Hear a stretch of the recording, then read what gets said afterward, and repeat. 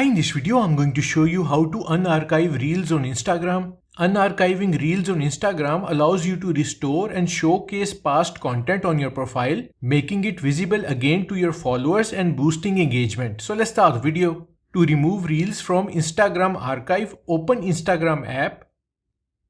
Now tap on your profile picture at the bottom right corner.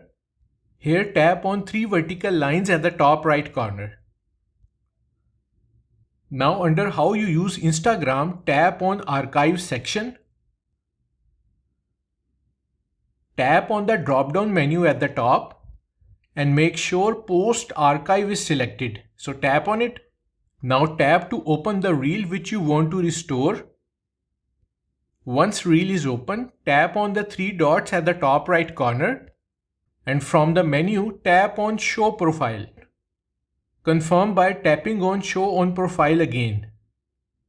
It's restored. Your reel will be unarchived and back on your profile for all your followers to see. So that's how to unarchive Reels on Instagram. Thanks for watching.